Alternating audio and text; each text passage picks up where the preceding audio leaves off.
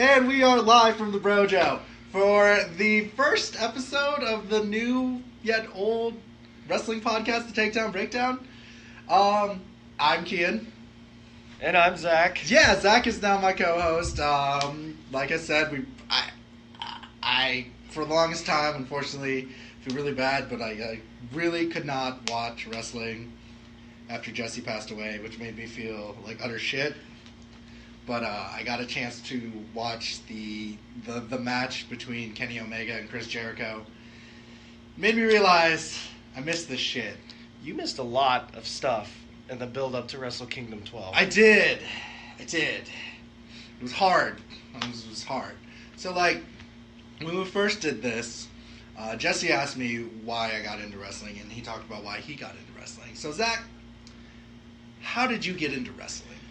I actually can't remember, but what I remember is being younger and my brother having these old, like, wrestling tapes from the old WWF days. And one of the first tapes I can remember ever watching was, like, a compilation of a bunch of in-your-house matches, like Bret Hart versus Jerry Lawler and him against Diesel again in a steel cage, and Marty Jannetty versus Goldust. And I don't know, I guess I just got really attached to it.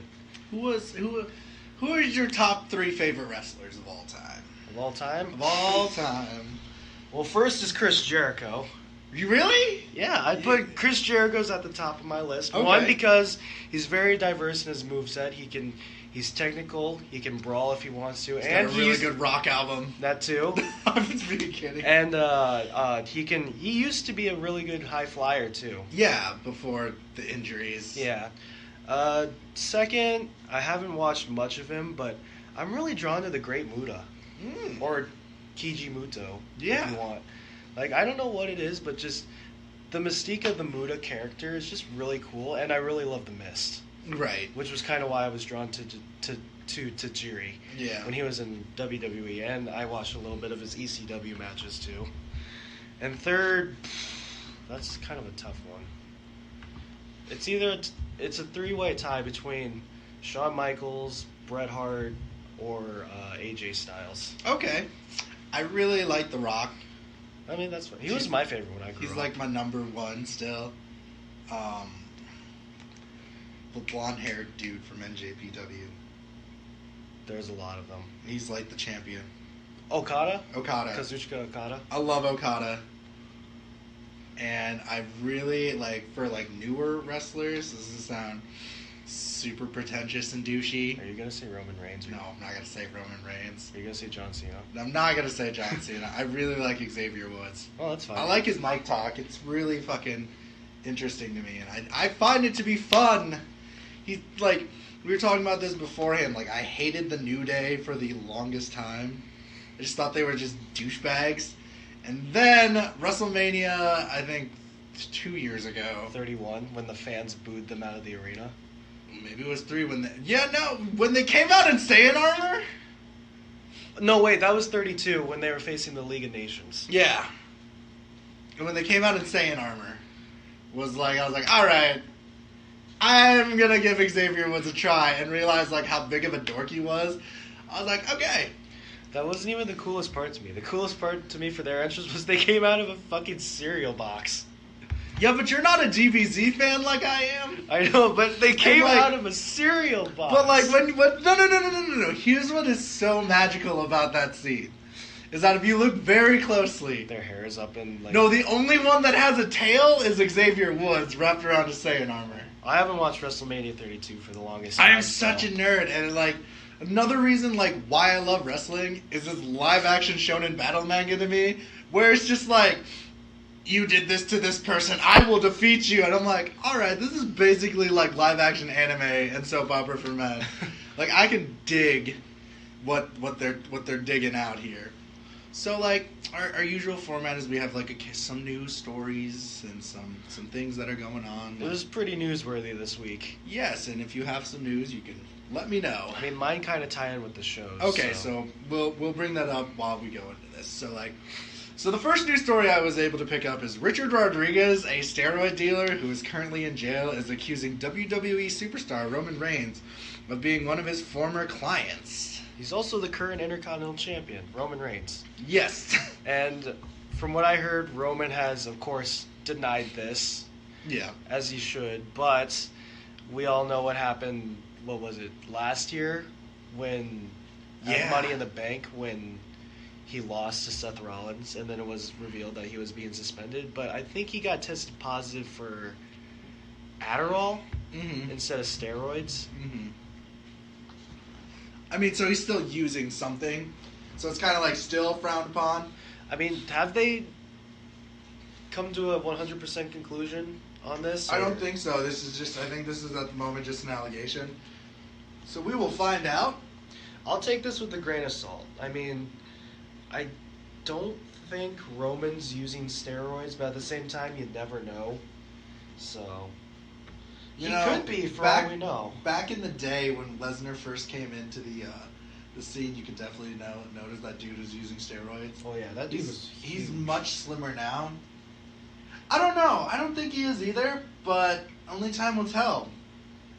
Going on with some more, Jey Uso was arrested on Sunday night after the WWE live event in Hidalgo, Texas. Way to go, man. The WWE star was charged for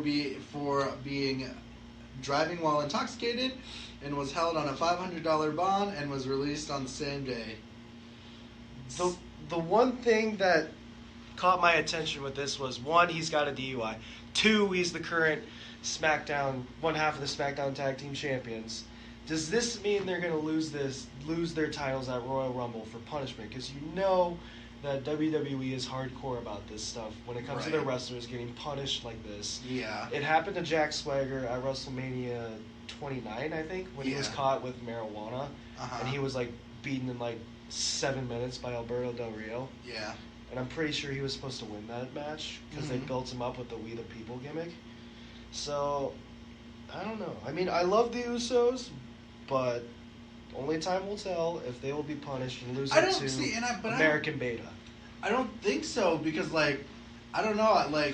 Recently, I don't know, a couple months ago, we reported on Enze going to a strip club smoking weed and telling strippers how awesome he is. I didn't know that. Yeah, that was a story a while back. So she posted on her Twitter about this. Well, that's why I didn't see it then. Yeah, she posted on her Twitter about this, and so I don't know. That's hard to tell. Seems like we can find out. We'll find out with the Royal Rumble. Plus, we'll do our predictions for the Royal Rumble. Do you know who's in it, and do you know the matches that aren't the Royal Rumble that are in it? I know of some of the participants in the Rumble: Balor, Cena, Elias. We'll talk about that later, though. Yeah. Right? So the handicap WWE title match, the triple threat for the Universal title, Rollins and Jordan versus The Bar, the Usos versus, as I like to call them, American Beta, and the Women's Royal Rumble too. Am I missing one? No, I think. And Enzo Amore versus the. We'll talk about our predictions for that later, because that's next week, right? I think it's. Well, what's the date today? The 19th? 19th, 20th. Yeah, I think it's next week, Sunday then. Next Sunday. Holy shit, that crept up fast.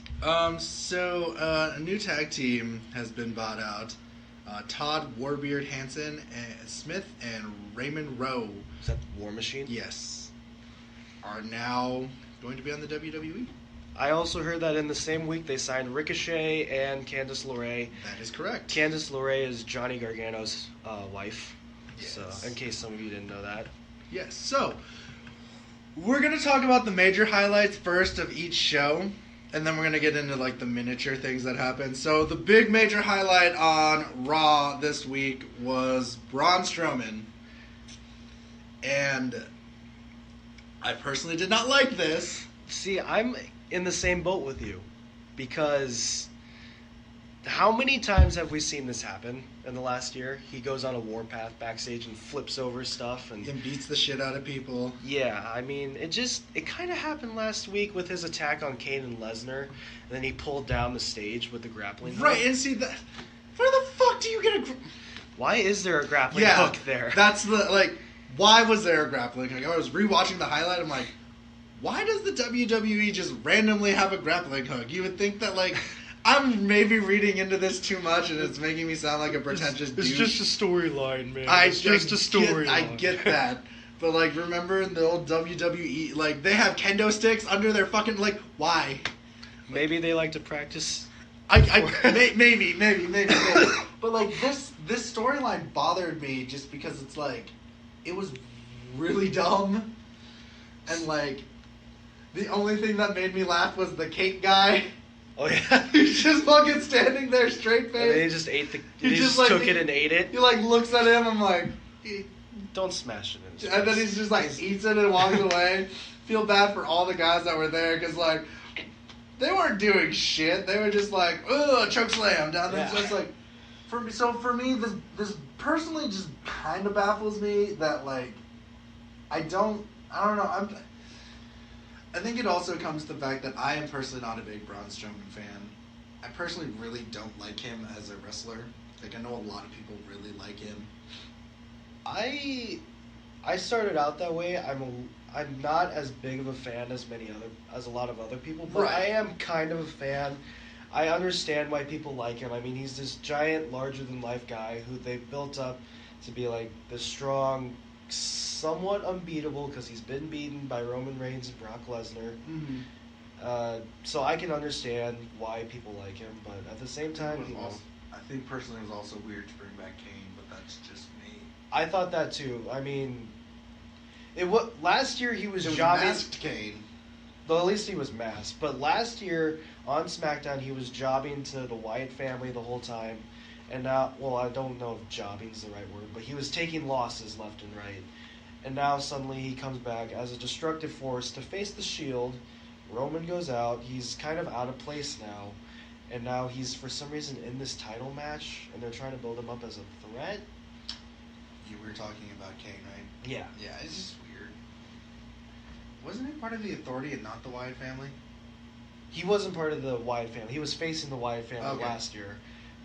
But he was a part of the Authority as both corporate and masked during the whole thing. So it's weird. Like, I don't know. I think it's a weird thing to have Kane back.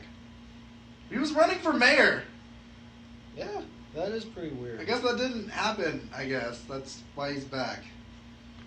I thought the campaign was still going on as he's been here, but I couldn't. Yeah, I have no idea. Actually, I really have no idea. Anyway. So that's what I think is kind of weird. I was like, isn't he running for, like, a government office?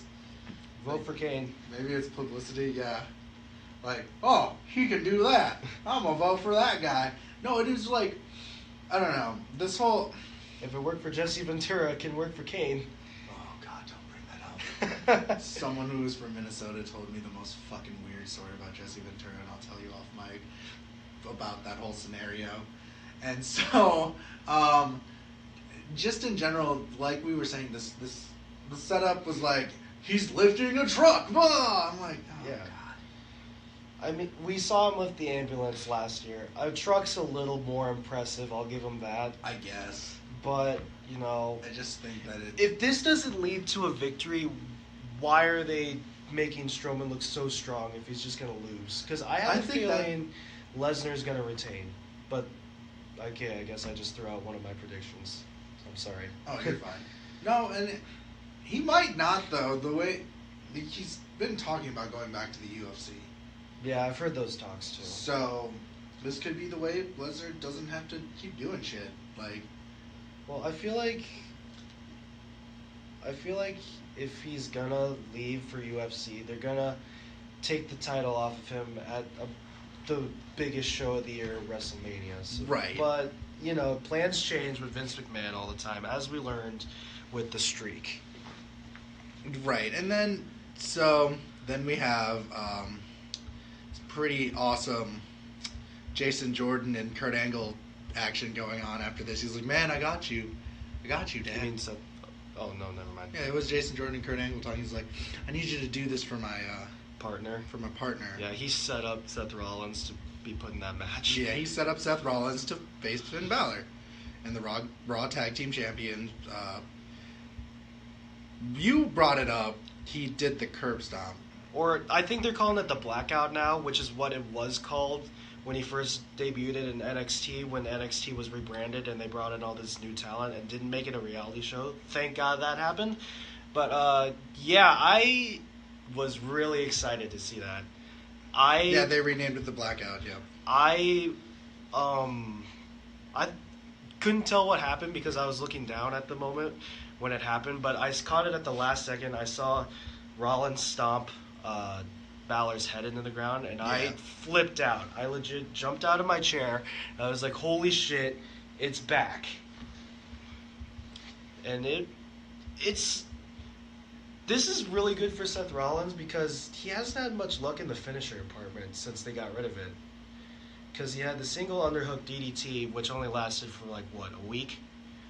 And then the pedigree, which was Triple H's move. And it made sense from a storyline standpoint because he was still in the Authority. But then when he turned face last year, it didn't really make much sense. And then the Rain Trigger, or as they like to call it, the knee, which it didn't catch fire like I thought it would. I actually thought the Rain Trigger would catch on, but I guess because he's not doing the bicycle motion like Kenny Omega does, it's just not as impressive. And he hasn't really beaten anybody important with it, right? As far as I know. So it was nice to see him have the Blackout back. I'm actually fine with that. Yeah, I really am too. Like, we were talking it is now technically last year at the conventions. I got to have a conversation with Seth Rollins and the same with a bunch of other nerds, and like 3 people he's like, all right, anyone who asked about the curb stomp, I didn't want it to go away. I was told that it was not good, and that's all. I actually heard the story about this. Apparently, he was on a Good Morning America show, and they were showing highlights of him, and they kept showing him stomping people's heads into the mat, and then calling it the curb stomp. And Vince got upset because, it's easily imitatable and kids could do it at home. And it's called the curb stomp. If you know what a curb stomp actually is, that doesn't look good on a TV show for your face, quote-unquote, face of the company at the point. Yeah. I get you. Then we get into some of the other matches. So Titus Worldwide defeats The Bar via pinfall. That's hilarious. Like this match. That's hilarious. I like this match a lot. I thought this match was fun. I think it's great. Although the Jason Jordan interference kind of deflated me. But it did. That's just me. And that's another thing I want to bring up. I don't like Jason Jordan. Like, I don't know. There's something about him. There's something it's not that I don't like him. It's just that, like, he's kind of annoying to me. And, like, I know that's his character. Right. So he's doing his job. He is. But what baffles me is how far down he's gone with the fans' good graces. Because American Alpha was insanely over. Right. But then when they moved to SmackDown, they didn't have them do much at first. So that kind of killed them. They put the titles on them prematurely when Randy Orton and Bray Wyatt were still in the middle of their storyline. And then they didn't really do much as champions. Right. So that kind of deflated them. And then you have this weird storyline with Kurt Angle being his father, and then people were merely just like, that's bullshit. So it's amazing to see how far he slid down with the fans' good graces. He's still a great wrestler, though. Yeah, and that's what I mean. He's a great wrestler. He's an awesome performer. But, like, to me, he's so lackluster comparatively. Oh, yeah, for sure. To what he could be doing. Like, in the beginning, when he was going up against the Intercontinental Champions, that was very interesting. Like, trying to prove he belongs with, with the top stars. Now it's just kind of just like, I am the rich kid. I'm the entitled brat because my dad's the general manager. Yeah, because my dad's the general manager. And to me, that bothers me. Because, like, originally he was like, I want to do this, I want to prove to you. Right. Now he's like, oh, Dad, can I do this? Can I do this? And it's like, to me, that's annoying as shit. Yeah, I mean, I got a feeling this is going to set up this is part of a bigger angle, but I guess we'll see how it winds out. Again, could be wrong.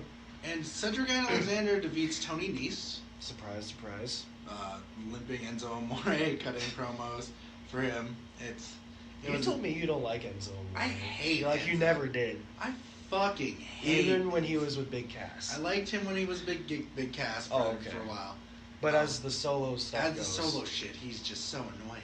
Oh, yeah, for sure. He's not good. You could...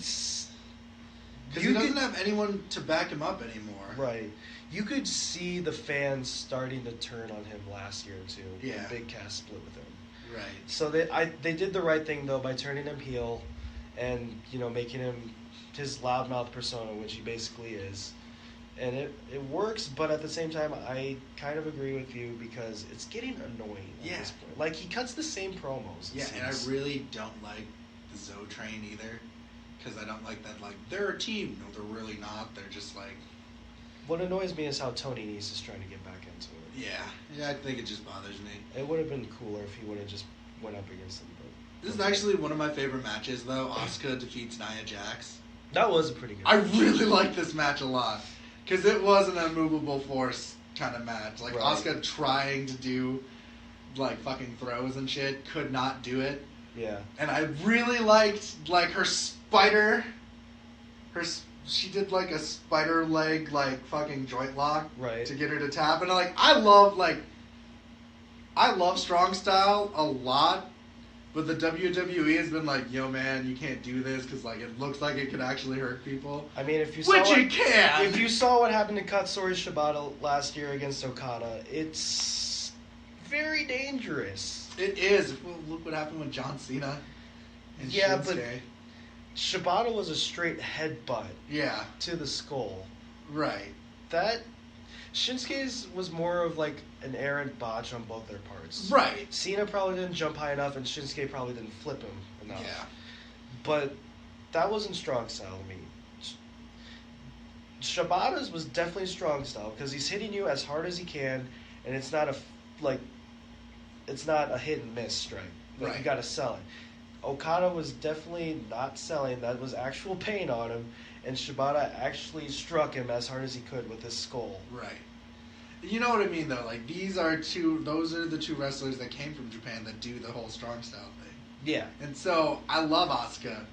And, like, I'm really hoping that she becomes the women's champion. Oh, yeah, for sure. I feel like they're setting that up. I am hoping she takes the belt off Alexa Bliss. Yeah. And it was a good match. But the finish, though, what did you think about the finish? How it was referee stoppage, and it was because Asuka just kicked her into her legs into the steps. That's understandable. Right. I mean, it's a way to protect both of them. Yeah. Without giving one of them a loss. Right. Plus, I'm pretty sure because of the referee stoppage, Asuka technically won the match. Yeah. So she's still undefeated. Yeah. And then they go into that weird, like, Enze and Alexa talking with Nia. Yeah, I don't understand that either. Yeah, I don't know that either. But I don't want to get into that because it's just too weird for me. That, like, Enzo and Nia are like Yeah. Is that weird? What? Just cause? Or? Just because I don't... Are you against I didn't see it coming, which is why... And their styles clash. Like, to me, Nia's more like a silent, badass person. Enzo's a loudmouth. Yeah, but do you think that, like, without Big Cass, he needs, like, another big person to be behind? I mean... That's, like, how I picture. Now that you say it, I wouldn't mind... It'd be funny to see Nia toss around some of the cruiserweights. Yeah.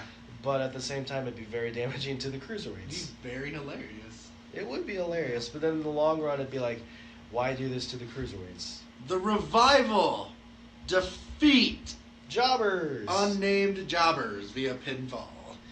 These, again, are another of some of the, personally, like, my thing is, some of these tag teams are really, really, like, low-key lame.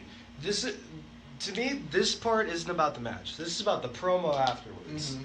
How they were bashing the Attitude Era superstars, and they're just like, we're not sports entertainers, we're pro wrestlers. Something that Vince McMahon doesn't like to say, because he brands it as entertainment, not an actual sports, like wrestling, like Japan does, or like even Ring of Honor does. Right. And so that's a nice thing to hear. But this kind of reminds me of how in one anniversary, the Ascension was calling out all these old tag teams, and then they all came out and kicked their ass. That's going to happen in 25. Yeah, that's what I'm afraid is going to happen in 25. 25. But what do you mean by tag teams being lame? They are lame. The Revival? I don't really like them. You think the Revival are lame? I think they're kind of lame. I think Anderson and Gallows is lame. Really? I Well, do. so far. I think they were really, like, okay, let me explain. They were good on NXT. They weren't in NXT. But what I mean, like, the tag teams that they have? Well, yeah, but Gallows and Anderson weren't in NXT. I know they weren't. You're still talking about the Revival. I am talking about the Revival. Yeah, they were really good in NXT. They were really good at NXT. They suck now. Part of that is because their momentum has been derailed. That's another thing that I'm like, the fucking, Prophets of Pain? Street Profit? Oh, Authors of Pain. Authors of Pain. That's like one thing I'm worried about if they ever. I mean, I can see where you're coming from, but due to their size, I have a feeling they're not going to be a problem. But yeah, but that's the thing. Like, we'll get into it. Like, I like NXT is probably my favorite of the WWE products that have come out. Where there's some 205 Lives episodes I really like because they're really funny. NXT to me, and this is not a knock on them, but they've signed so many independent wrestlers that to me it's kind of become like an off-brand Ring of Honor / Impact Wrestling. I mean, I can understand that though, because that's like the starting ground for them. Right. That Roman Reigns defeats The Miz Taraj. That's not a surprise. Yeah, although it's weird to see these guys who go up in a handicap match get distracted so easily by the outside stuff. It's actually really understandable though. Like, you have one person against 2 or 3. Okay. Right. When you look at it like that, there's a lot more you have to handle with. Like, look at the handicap match. I'll bring it up later. I'll just bring them out. The handicap match with Goldust. There's always going to be that, like, you have to think more. Right. Like, as much as everyone's like, well, it's 2-on-1, so it's much harder for the person who's won. No, it's like 2-on-1, depending on if, like, you don't like that person, or, like, you have, like, the Miz yelling at you, it's gonna fuck you up. But yeah, it's gonna get annoying eventually. Yeah. So. But Roman winning LOL Roman wins. Yeah, that's the new LOL Cena wins. Sonya Deville defeats Sasha Banks. I actually, as short as it was, I kind of enjoyed this match. Yeah. I mean, it was cool to see new blood go over as dominantly as she did. Right. Because she controlled a lot of the match. Yeah. And then Matt Hardy defeated Heath Slater, and I don't know if Delete. Fuck yes. you so much. I hate. This sounds delightful. I hate Matt Hardy's fucking broken. Delete. I don't like Matt Hardy's broken thing. I hated it. Don't like it. Just. I think you're in the minority of people. I am. I was like, I find myself being attracted to these trends because at first I hated it because I didn't understand it. And then I realized it was like just weird comedy stuff that you're not supposed to understand. It's just supposed to, I guess, you take it in stride with pro wrestling. I get it. But I didn't understand it at first. And now I'm just like, it's his character. I'll just go along with it. And I've accepted it for what it is. It's not a good explanation because I can't put into words how I actually came around to the broken gimmick. I think it was during their feud with Decay and Impact Wrestling that made me come around to it. No, that's understandable. So, then we go to SmackDown, and the big thing about this is Bobby Roode is now our United States champion. Well deserved. The first 2 matches were Jinder Mahal defeating Xavier Woods via pinfall. I would have accepted Xavier Woods winning, but I digress. And Bobby Roode defeating Mojo Rawley. Definitely the right call. It was definitely the right call. And I really liked the opening for the New Day and Jinder Mahal. Found that to be interesting. You mean how they were like campaigning for Jinder not to be the champion? That he bashes the United States. That's or at least his character does. Yes. Yeah. I found that to be fun. I found Jinder's match with Xavier actually be fun. Well, yeah, because Xavier's a fun wrestler to watch, and he's actually a veteran of the wrestling world, actually, because he was in Impact or TNA at the time as Consequences Creed. Yeah. And I'm pretty sure he's been wrestling long before that too. So. Right. And he can do some pretty cool stuff. Yeah, and that's what I mean. He's a high flyer, and it really I like high flyers, and it's enjoyable to me. I find that to be super enjoyable. Like, that's personally has always been for me, is that, like, I love high flyers, I love this kind of shit. Right. And, like, for me, when they do that stuff, it's like, wow, this is super cool, I dig it, 10 out of 10. But, like, My personal thing is that, like, I really have never really liked Jinder Mahal. I like the Punjabi cage match, prison match, because that shit looked awesome. But I don't like the Singh brother. Like, I don't like them because the Singh brothers have a lot more that they could be doing. Right. Instead of being Jinder Mahal's really shitty bodyguards, because the man is like 3 of them combined together. He's also one of the Singh brothers also got injured just jumping out of the ring this week too. Well, he's dumb. And he's also been they've also been tackle dummies for Orton and that's what Nakamura. I mean. That's what I mean. They're just body doll, like meat bags, just for people to beat on. But it kind of reminds me of J&J Security for Seth Rollins. I know. They were just there to. That also bothered me though. Like I get that that's a thing, but like. And then we get into the match, like, because nobody really pays attention. Nobody really was like, oh, the Mojo Rawley match versus Bobby Roode. That was so cool. No, it wasn't. Not at all. It was just, you knew it was going to happen. It was just glorious, a little beat down, glorious DDT, win. Yeah. So the Jinder Mahal and Bobby Roode match was actually interesting to me. I really enjoyed it. Thought it was fun. Thought it kept me going. It kept me really amped. But it was really nice to see Bobby Roode win it. I was really afraid Jinder was going to win it. I was actually, too. I was like, they're going to do this again. I was ready to turn it off if Jinder won. And then they were going, like, because when I think about it, like, if they did that, they'd be like, the WWE American Champion, Jinder Mahal. I'm like, please don't do this. Please don't fuck this up. Please. Please, Lord, please. Yeah, well, the thing is, he didn't go for the Colossus right away, so I was like, is he trying to counter, or are they just, like, buying time? I think they're buying time. Yeah, and then he reversed it and he hit the DDT, and I was like, thank you, God. And it was such a fun match to watch. Like, I found it to be enjoyable. I'm really glad Bobby Roode won. Yeah. Like I was talking about, though, it's weird to see Bobby Roode be a good guy when he was a heel on NXT. A wonderful heel at that. Yeah, he was awesome. He's been playing that role really well for a while now. And that's what blows my mind. I was just like... I mean, I could understand why they brought him in as a face at first. Right. Because he was really over, and the glorious theme song, people like to sing along to it. But as he keeps going as a face, you can see the fire is not in him, but with his connection with the crowd, it's kind of wearing off. Yeah. So it baffles me that they haven't pulled the trigger, but at the same time, I can't really see a storyline so far where they feel the need to turn him yet. So AJ Styles shared a backstage promo. That was a terrible segment. With Kevin Owens and Sami Zayn. If those two became a tag team, I'd actually be stoked. Who? Kevin Owens and Sami Zayn. They are a tag team. They are now? Yeah. Man, it's been going on since Hell in a Cell. Oh, I've not been watching, remember? Oh yeah, that's right. Well, basically, I'll give you a little bit of a rundown on how they became a tag team, or would you rather hear it off mic? I'll go right ahead. Basically, Kevin was feuding with Shane McMahon. And Kevin Owens beat the shit out of Vince McMahon, first of all, to get Shane to fight him in Hell in a Cell.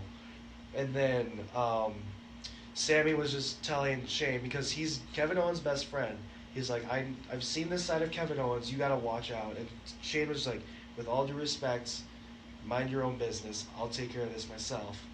And then during that match, Shane jumped off the cell, and Sammy pulled Kevin away. And the next night, his explanation was something along the lines of, "You were right to Kevin" or something. And Shane is just looking out for himself. He doesn't care about the well-being of his superstars because he was willing to end your career by jumping off the cell and putting you through a table. So that's how they became a team. And then AJ got involved because Daniel Bryan and Shane have been feuding with the idea of Kevin Owens and Sami Zayn because Daniel sees the talent in them and is willing to give them more opportunities. Shane still has this little personal vendetta against them for what Kevin did to his dad and what Sami cost him in the match. So then, how did AJ get involved in this? Oh yeah, it was just a regular match on SmackDown. Kevin Owens versus AJ Styles. Sami got involved, kind of. I think AJ did something weird. Sammy was trying to tell the ref, hey, he's doing this, you got to do something. Shane came out, ejected him. Kevin Owens rolled up AJ, got the win. Next week, AJ faces Sammy, and it's kind of the same thing, but Daniel Bryan and Shane McMahon were at ringside. So Shane ejects Kevin, and then Daniel Bryan is just like, you know what, Shane? You came out here to stop Kevin Owens. If Kevin's leaving, you leave too. And then Kevin got up on the apron, distracted AJ, allowed Sammy to hit the haluva kick. Sammy won, and then AJ, because of his frustration with losing his matches because of Shane and Daniel Bryan, said, why don't I just face them in a handicap match? Sarcastically, and Daniel Bryan was just like, that's a great idea. Match is made for Royal Rumble. Awesome. That's a great idea. I mean, it's not the best explanation because I skipped over a bunch of details, but that's kind of the premise of it. So the Riot Squad defeats Charlotte, Flair, Becky Lynch, and Naomi, which is funny because Paige is also might not be coming back. Yeah, that's awful to hear, in all honesty. Yeah. Oh man, that's shit. Like, that's definitely shit. mean, That sucks. Considering what she's gone through the past year and a half, Right. just to get back, And then to immediately have to like possibly retire, it's devastating. One, because she's been gone for so long, she's like a breath of fresh air to this division, and two, because like I said, all the adversity she had to go through to come back, right, and just to have it taken away, possibly again for good. Maybe in WWE, she could go somewhere else. But she wants to fuck up her back more. Yeah, sure. Yeah, Shibata still wants to wrestle, and he's almost died. Man, if you love it, go right ahead. But like, Yeah. it's kind of a safety thing for me. It's kind of like when I think about football and shit like that. It's a safety thing. Right. So And also, people are blaming Sasha Banks for the injury. What do you think about that? Because it was a live event.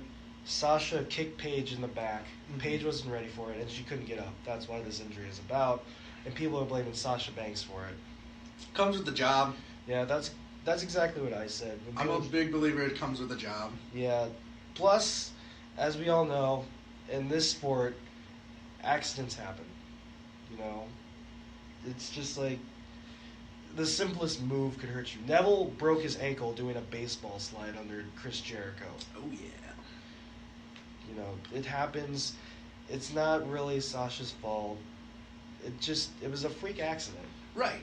And to end it with, the Usos were attacked from behind from America Beta. Vengeables. Thank you, Brian Zane, for wrestling with regret. It's just one of those things, I guess. It's like, I don't know. It's hard. The So, like, Paige situation, or just in general. yeah. And I know for a fact she's out of Royal Rumble. yeah, which again, super sad. Yeah. But she's in the storyline with Absolution, so she could still just be their manager. Yeah, I can dig that. So we go into 205 Live, and I watched this, and Zach didn't, because Zach's a piece of shit. Well, I just got the network too. Oh, it's fine. I'm just giving you shit. So I'm still trying to figure out. the first match is the Great Metalik defeats TJP. You mean Grand Metal League? It says oh, it does say Grand. Fuck off. Fuck you. Grand Metalik. Fuck. Fine. Metalik beats TJP, and it ended with TJP throwing a fit again. See, whenever this happens, this makes me think of Chris Jericho's early days in WCW as Lionheart, when he would just throw tantrums when he would lose. So yeah, no, and he's like, it's a quiet fit because he like waits till he's in backstage and he fucking throws the shit. Sure. And like someone's like, TJP, can I get an interview? Are you crying right now? Oh yeah, No. he was crying. He's like, no. He was walks crying. away. I was like, all right, fine, yeah. What's funny about this is that these two are the finalists in the Cruiserweight Classic too. Yeah. So, Then we go into the backstage with Jack Gallagher, and he's calling out Hideo Itami, and I was like, all right, fine, yeah. While we're on the subject, I know we talked about this a little bit before we got on the mic, but what do you think of the WWE possibly banning the GTS? Because it broke Kendrick's orbital bone and his nose. Man, again, I'm one of those people that comes with the job. Like, Okay. It's a weird thing to say, but it's like... Again, I agree with you, but here's the thing that someone pointed out on YouTube in the comments. CM Punk broke Rey Mysterio's nose in 2008 using the GTS, and they didn't do a thing. Right. So how come now they're doing That's it? what I mean.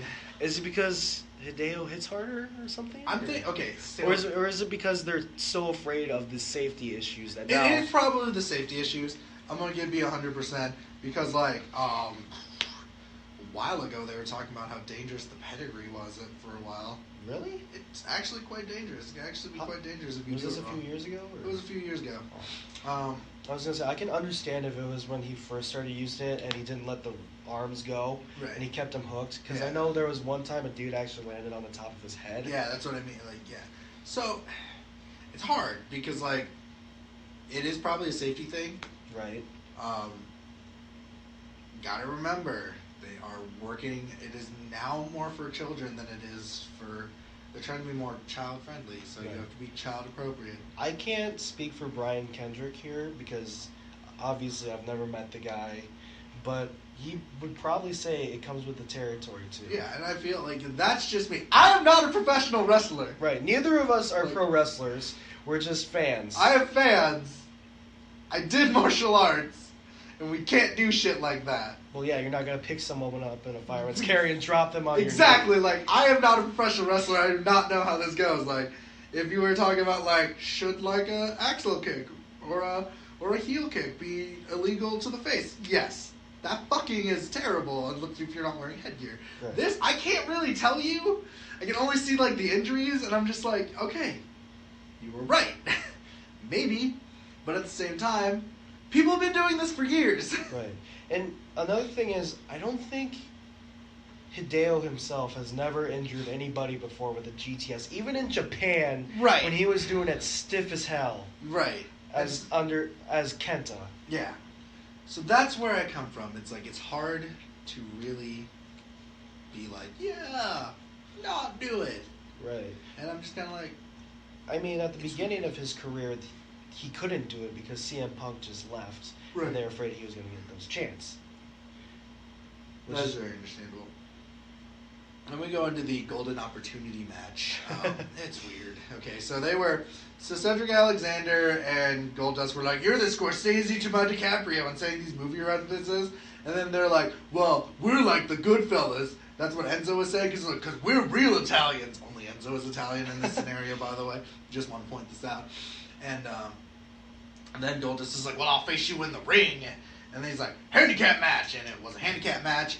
And as we were talking about, there's a lot more distractions when it's a handicap Right. match, especially if you're a handicap.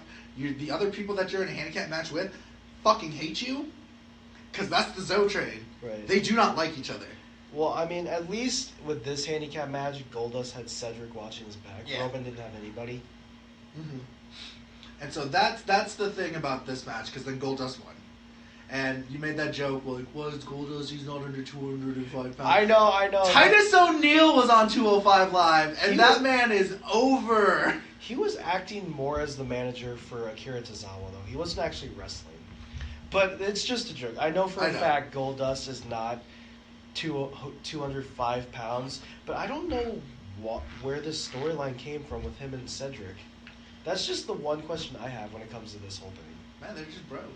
You can't just be bros with someone? I mean, it works, but We're just friends? This is WWE. How did that happen? This is WWE we're talking about. How did that happen? How did we become friends? Well, you made fun of me in the mall. That is correct. And you're on podcast. Yeah. Hey. But we won't bring that up. Yeah, because no. So then we You go. can We edit finish that out. up. We're gonna finish up with NXT, and so they're really basically prepping for Philadelphia. So the first match was a tag team match, wasn't it, or Miles? Yeah, it was Heavy Machinery versus Tino Sabatelli and Riddick Moss. And Tino Sabatelli won, didn't they? Yeah, they won because of roll up, and he used the ropes for leverage. Yeah. Is there really much to discuss other than the fact that they cheated to win? They did cheat to win. Yep. And that made them mad. Yep, that's about it. So there might be a rematch at Philadelphia. Oh, maybe in TakeOver. Right. Roderick Strong versus Fabian Eichner. I actually really like this match. Did you? I've ever since Roderick Strong came to NXT, I know he's been wrestling on the Indies for a long time, but I never really knew about the indies until I got older. Mm-hmm. So last year I was studying a lot of Roderick Strong in the indies and some of his NXT work. He is one of the greatest in NXT right now. I love good. Roderick Strong. That's awesome. I do really like the TM61 cut that they did. Oh yeah, that was pretty cool too. I love TM61. I don't know much of their work as the Mighty D'Oneil, but they're very interesting. Yeah. And then it was Alea versus Lacey Evans. Not much to discuss here other than the fact that Shayna Baszler came out afterwards and attacked Alea to like send a message or something. And Ember Moon came out and she made the challenge for Philadelphia, and it's been accepted. NXT Women's Title match: Shayna Baszler versus Ember Moon for the NXT Women's Championship at NXT TakeOver Philadelphia. It's very understandable because then they go into this like general manager William Regal does book that match. And okay, this is actually, I feel like this is a big storyline with Johnny Gargano here, because ever since DIY broke up, he's gone through some hard times, losing matches to Andrade Cien Almas, Fabian Eichner, and all these other guys, and now suddenly he's getting a chance to be champion. It's kind of like your classic underdog story. That's good. I'm really glad that that's a good thing. Did you see his promo after Zelina Vega went to William Regal and said he doesn't deserve it, Velveteen Dream deserves it? I did not know. Okay, so as we're looking at right now, we see a picture of Zelina Vega, William Regal, and I think the interviewer's name is Charlie St. Cloud, but Zelina Vega basically told William Regal, Andrade Cien Almas has beat Gargano twice. He doesn't deserve this shot. He got lucky in the Fatal 4-Way. If anything, Velveteen Dream deserves it, because I think he said that last week that he deserves it more. And then Gargano got wind of this because Regal was saying that's not a smart move for Gargano to say no. I'm going to give him my opportunity. Gargano came out, cut this really good promo about how he's finding himself now, and this is his time to be NXT champion. And then he finished it off saying he's going to put his chance on the line next week against Velveteen Dream. Right on. Jesus, I forgot that's how young William Regal looks. He's old as shit now. Sorry, I was just trying to like... Maybe old as shit, but he's a really good wrestler. Street Profits versus the Author of Pain. What was the point of hyping up the Street Profits if they were just going to lose in like 8 minutes? Because they look cool. And they got destroyed. Yeah, they did. They got really destroyed. So my question is, what was the point of hyping this up only for them to get like squashed, borderline squashed? Because they got a little bit of offense in. I mean, at the same time, I was skeptical about it because, Authors of Pain are more of the proven tag team. Right. But at the same time, they're trying to hype up the Street Profits. Maybe they need to get beat down first so they can get back up and be like, not today! I know, not today, Zach! I thought this was going to be a competitive match. Yeah, you got a point there. I look at it as like, I'm looking at it as like, if I'm writing a Shonen Battle manga, this is that big loss that gets that person to like go forward. I mean, I could see that. Something, and that's what they're going to do. I can see that. I mean... Plus, the Authors of Pain, though, are very popular at the moment. Really? Yeah, I guess. I never thought they were that popular. Not popular, but, like, they're at least liked by some of the fan base. Right. Because then the Authors of Pain, before they did this, the Authors of Pain faced, what the fuck is their name? DIY. Like the fucking... Undisputed Era? The Crazy People? Sanity? Yeah. That's the last time I remember the Authors of Pain. Sorry, that's my bad. Speaking of which, where is Sanity? They never really got their rematch. They did not. No, they didn't. They got beat down last week by the Undisputed Era before the rematch. So I wonder if Sanity is going to be tied into this, or this is just NXT's way of getting the Authors of Pain written off of NXT and moving them up to the main roster. Hopefully. And then having Sanity move in, or maybe Street Profits. Yeah, who knows? I don't know. It's hard to tell. Now, we're going to talk about our predictions for the Royal Rumble. Oh, this is going to be interesting. So, we're going to do the matches first, and then we're going to talk about what's in the Rumble. Are we going to go from the ground up? Well, we're just going to talk about... We're going to skip the Rumble matches. Oh. Okay? Because we're going to look at the list that they have here. All right. And talk about each wrestler. All right. So, Enzo Amore versus Cedric Alexander. I want Cedric to win, but at the same time, I have a feeling they're going to keep it on Enzo. Okay. What's yours? I'm going to go with Cedric Alexander, actually. All right.